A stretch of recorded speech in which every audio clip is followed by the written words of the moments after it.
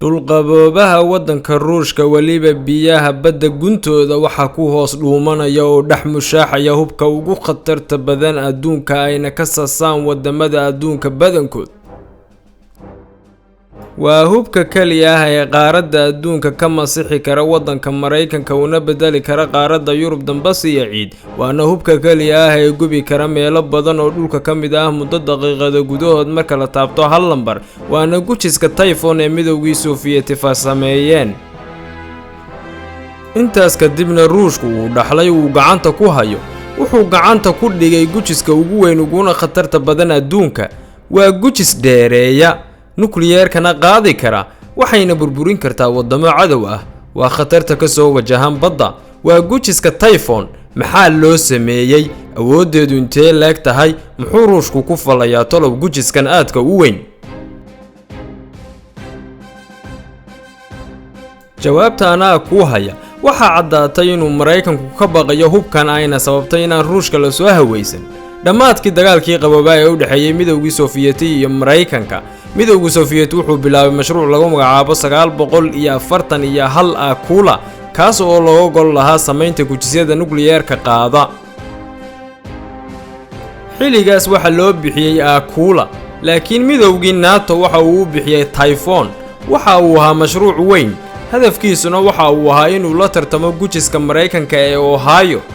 yaxaasbadeed ayay u bixiyeen Ruushku, halka reer galbeedkuna galayd u bixiyeen. ma aha kaliya gujis dagaal, laakiin waa bir xadiid ah oo khatarteeda leh.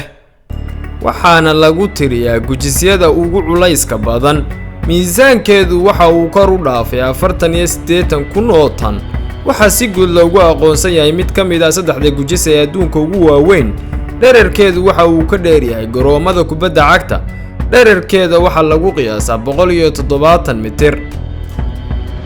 ballaceedu waa 23 mitir. waxay awood u leedahay inay dusha sare ku qaado 20 gantaal oo balastik ah.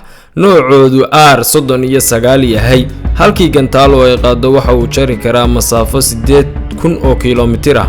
waxay ku jiri kartaa badda hoosteeda 180 maalmood oo xidhiidh ah. xitaa waxay geesaha ku qaadan kartaa 100 madax oo nukliyeer ah. waxay hoosta ku qaadan kartaa 6 gantaal oo torbiido ah. yacni nooca gantaalada badda dhex quusa ee qarqiya maraakiibta waaweyn ayaa lagu magacaabaa torbiido.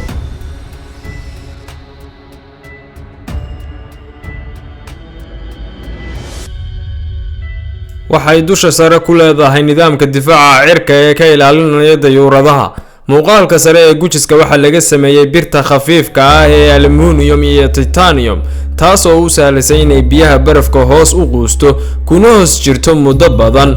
intaas kadibna burburiso barafka ka xiga xuduudda gaashaanbuurta NATO si ay halkaa ugala dagaalanto. haddii ay barafka jabiso waqtiga dagaalka waxa uu dhabarjab ku noqonayaa midowga NATO iyadoo 10 daqiiqo gudaheed beegsan karta gobolka Alaska ee waddanka Mareykanka.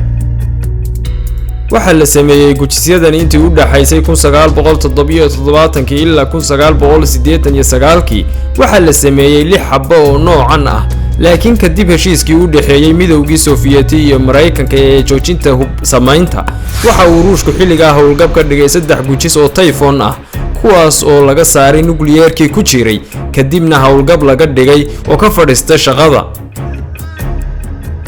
sida ay khubarada Ruushku ay qabaan ma soo noqon doono 3dii Typhoon ee Ruushku howlgabka ka dhigay, mana jiri doono gujis qaadi kara nukliyeer oo u dhigma Typhoon tiknoolaji ahaan iyo farsamo ahaan taariikhda Ruushka.